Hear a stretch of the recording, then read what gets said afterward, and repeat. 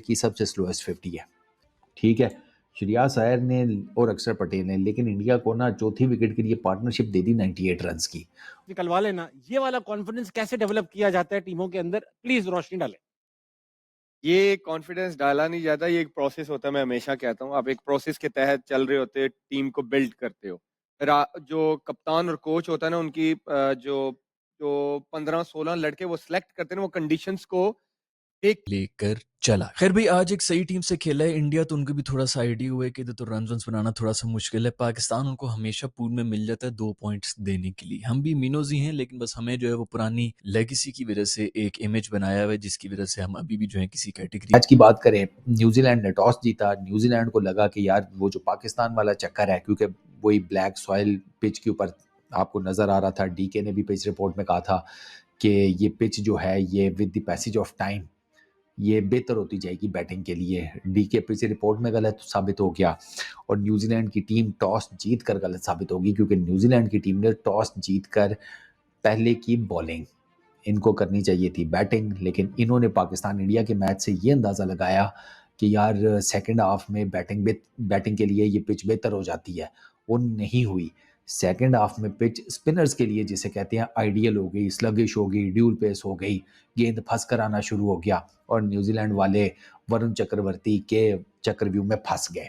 और फंसना था ही उन गरीबों ने, उन्होंने इसको फेस ही नहीं किया हुआ। और फेस भी क्या घंटा करें, वो 7 वेरिएशंस के साथ बॉलिंग करता है। 7 वेरिएशंस के साथ वरुण बॉलिंग करता है।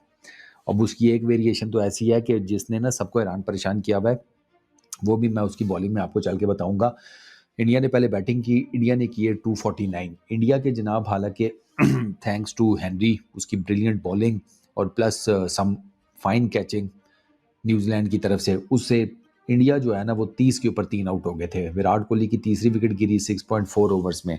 तो टीम इंडिया जो है ना वो at the start they were crumbling. उन्होंने अपने जो पहला पावर प्ले है उसमें रन्स भी सिर्फ 37 ही किए और उनकी 3 विकेटें गिरी हुई थी। हेनरी शुभमन गिल को एलबीडब्ल्यू कर दिया प्लम। विराट कोहली का पॉइंट पे ग्लेन फिलिप्स ने, आपने देख लिया होगा वो किस किस्म का कैच है, मैंने स्पेशल उसके ऊपर एक वीडियो आपको बताई है। वो ब्लाइंडर पकड़ लिया। रोहित शर्मा, उसको जेमिसन ने आउट कर दिया। यंग ने कैच पकड़ लिया। तो इंडिया के जो पहले 3 मेजर बैटर थे वो तो जल्दी रुखसत हो गए।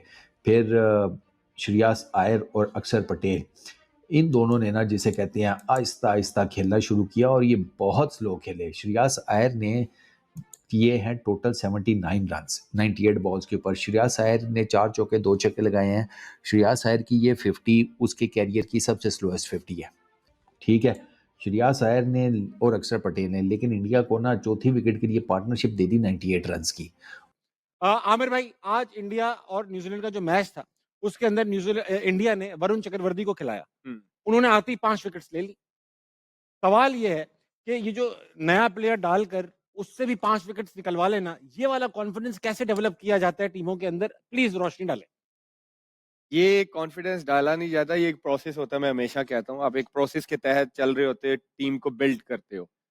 जो कप्तान और कोच होता है ना, उनकी जो जो 15-16 लड़के वो सिलेक्ट करते हैं ना, वो कंडीशंस को देख के सिलेक्ट करते हैं और फिर कई दफा उन्होंने टीम्स का मैचअप करते हैं ठीक है। कि इस टीम के खिलाफ हमें पेस बैटरी चाहिए या स्पिन बैटरी चाहिए। तो उनका पूरा प्लान था। हालांकि राणा अच्छी बॉलिंग करता हुआ आ रहा था, तो इट मींस कि उनका ये प्लान था कि यहाँ पे हमें बजाय चार स्पिनर खिलाए। फास्ट बॉलर के हमें स्पिनर से जाना। वो मिस्ट्री स्पिनर है थोड़ा सा। हाँ, मिस्ट्री। उन्होंने वो पूरा, देखिए, ये पूरी एक प्लानिंग होती है। ये एक दिन का नहीं होता कि उन्होंने बैठे बैठे कहा कि नहीं चलो यार आज राणा को बिठा देते हैं, इसको खिला देते हैं। ये पूरा एक प्लान होता है जिस तहत उन्होंने टीम सेलेक्ट की होती है।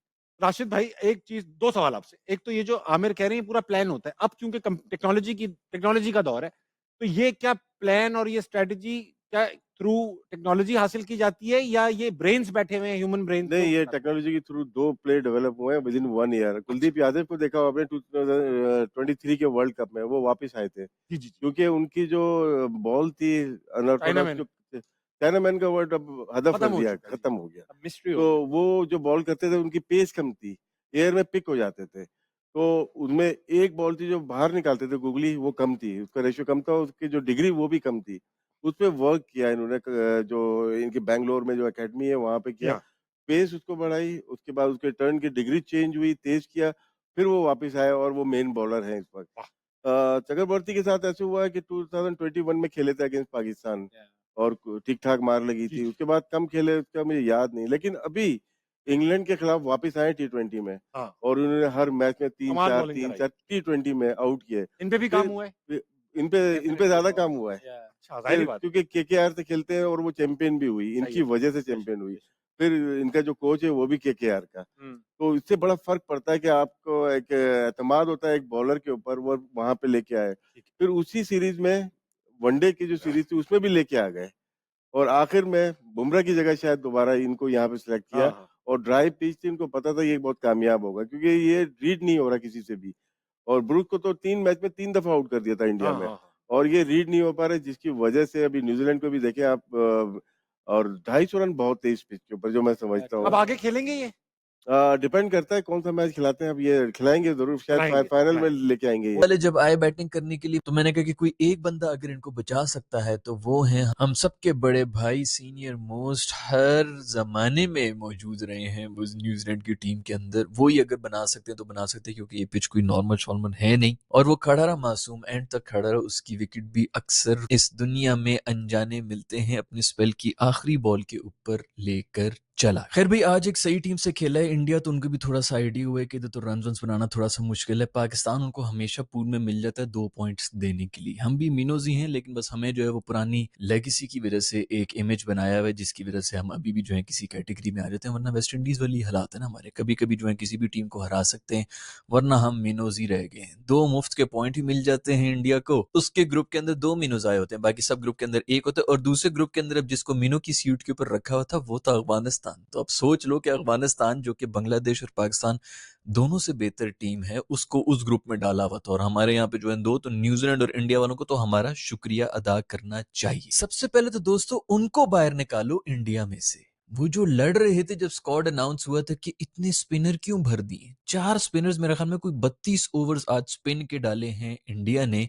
एक ही एक तेज गति का बॉलर होता है वो होता है मेरा दोस्त पांडु वो भी विकेटें खैर लेके चले जाते हैं उस पर तो बाद में आएंगे लेकिन क्या कोई स्पिन अटैक था। हमारा स्क्वाड अनाउंस हुआ था कोई और बात नहीं मैंने की थी 2 महीने पहले सिर्फ एक बात की थी कि ये पागल तो नहीं हो गए ये स्पिनर्स क्यों नहीं डाले में इन्होंने। और मैं आपको ये भी बता दूं ये जो हमारे प्रेस मीडिया वगैरह लगे हुए थे ना जब पिछले दिनों वो उसने साजिद वगैरह ने स्पिन के ऊपर टेस्ट के ऊपर पकड़ना शुरू किया हुआ था इन कंडीशंस के अंदर तो हर कोई आके बोल रहा था कि क्या हमारा अब यही फॉर्मूला होगा ये वो उस वजह से ना थोड़ी ओवर थिंकिंग ज्यादा चालाकी करने के चक्कर में हमने नए एक्सपेरिमेंट करने की कोशिश की है। 2 महीने पहले जब ये स्क्वाड अनाउंस हुआ था वीडियो उठाकर देख लो मैंने सिर्फ एक बात की थी कि भाई इतना दिमाग ही क्यों लड़ा रहे हो जब इंडिया भी इन्हीं कंडीशंस में आ रहा है खेल रहा है उन्होंने स्पिनर पे स्पिनर भर दिए तो चुप करके स्पिनर भर दो भाई।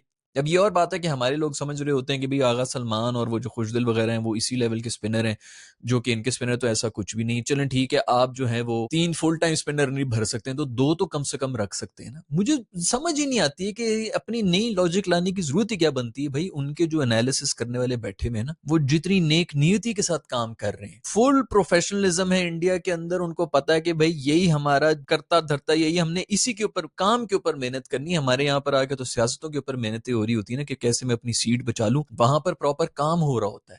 तो मैं आपको ये जो हमारे नालायक लोग बैठे हुए उनके लिए मशवरा दे रहा हूं भाई सीधी सीधी तरह उनकी जो स्ट्रेटजी होती है वो कॉपी पेस्ट कर लो छापा मार लो जो वो कर रहे हैं चुप करके वही करना शुरू हो जाओ। बेशक स्पिनर हो या ना हो इसके अंदर स्पिनर्स ही जाने थे। आज भी न्यूजीलैंड ने इसीलिए कोई पकड़ा पकड़ा था क्योंकि उनके पास भी सॉलिड स्पिनर्स हैं लेकिन इंडिया ने स्पिनर पे ही पकड़ लिया ना। फिर पता नहीं हमारे क्या जो है वो जो हम बाहर से भी उठा के ला रहे हैं ऑलराउंडर्स वो भी जो है पेसर हमने डाले हुए हैं एंड में स्पिनर ही एंड में अबरार शबरार ने कोई थोड़ी बहुत बॉलिंग कराई थी जो इंडिया के साथ मैच हुआ था इन कंडीशंस के अंदर और तो हमारा कोई बॉलर करीब भी नहीं आने जोगा हुआ। सो खैर मुझे नहीं समझ आती इंडिया की जो स्ट्रेटजी बन रही है स्पेशली आईसीसी टूर्नामेंट्स के अंदर चुप करके वो छाप लो और वो चेप दो भाई ना अपना दिमाग लड़ाओ ना किसी को बताने की भी जरूरत नहीं है।